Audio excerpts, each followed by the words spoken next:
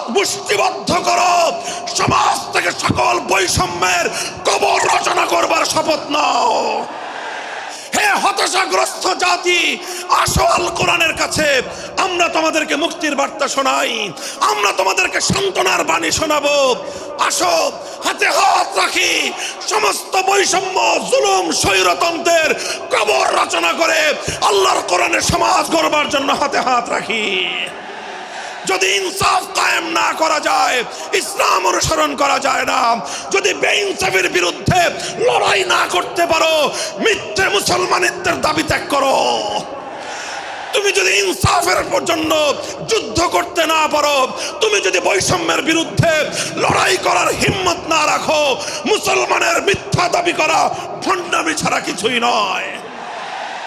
আর সর্বোপরি যদি একটি বৈষম্যহীন সমাজ গড়বার জন্য শাহাদাতের রক্ত দিতে হয়, আবু সাঈদদের মতো বৈষম্যের বিরুদ্ধে বুক পেতে দিয়ে জীবন দেওয়ার জন্য শপথ নিতে হবে।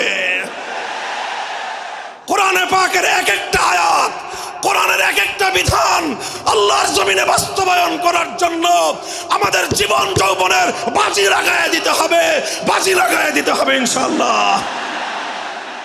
ইনসাফ কায়েম করতে গিয়ে ছুরি যদি নিজের সন্তানের হাতের উপর দিয়ে যায়, সে হাত স্তব্ধ হয়ে যাবে না, সে হাত থমকে দাঁড়াতে পারবে না।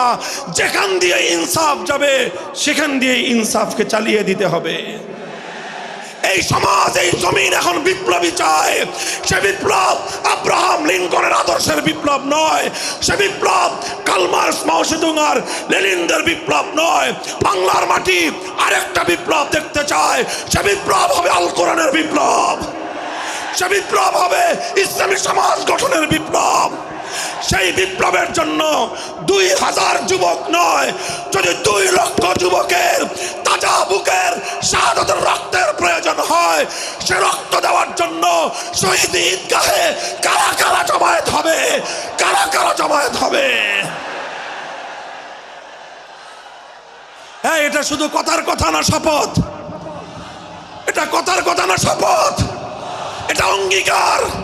কার সাথে? কার সাথে? যেই অপরাধ করে মন্ত্রীর দুলাভাই ছাড়া পেয়েছে, যেই অপরাধ করার পরে এমপির শালার শাস্তি হয় নাই, যেই অপরাধ করার পরে শিল্পপতির বিচার হয় নাই, যেই অপরাধ করার কারণে রাজনৈতিক নেতার কোনো বিচার হয় নাই, একই অপরাধ দুর্বল, গরিব, অসহায় মানুষ করার পরে তার উপর আইনের শাসন 100